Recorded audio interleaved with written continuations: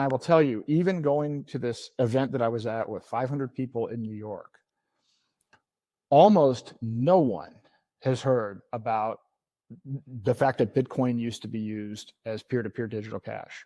Almost no one. I mean, this information is not getting out there. So it's, even though many of you listening to this might be like, oh, well, I already know about this. I already knew about the block size war. I already know about all these other things that are going on. Understand that the people that were involved in that represent like 0.0001% of the planet. And what's more alarming is when you talk to people that, you know, I talked to, there were some older people in this group, and several of them came up and said, oh, my son is interested in this, and so on and so forth. And, oh, when did they get involved? So if somebody got involved, you know, there are people that are now saying that they're veterans in Bitcoin because they got involved in 2021.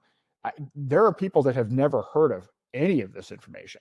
Literally, the only thing they've ever heard of is what Michael Saylor says, or what's in the Bitcoin standard. Like the whole actual history of what happened has never gotten across their desk at all.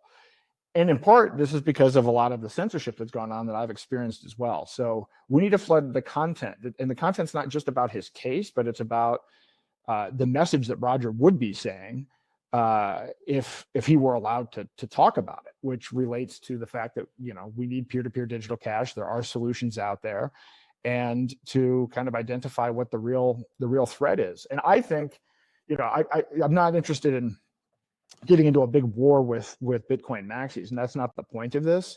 But I do think that there's an issue here now where what happened during the block size war is not settled at all, or at least I think the bigger issue right now is, I mean, I'd be willing to say, look, use whatever cryptocurrency you want. If you want Bitcoin, that's fine. But now people are trying to use civil asset forfeiture and taxpayer money through this Bitcoin strategic reserve to basically force people to buy Bitcoin. And that's a whole other new area. And what I found is, I mean, there are a lot of people and legislators, they've never heard of hijacking Bitcoin either. They don't know anything about the backstory.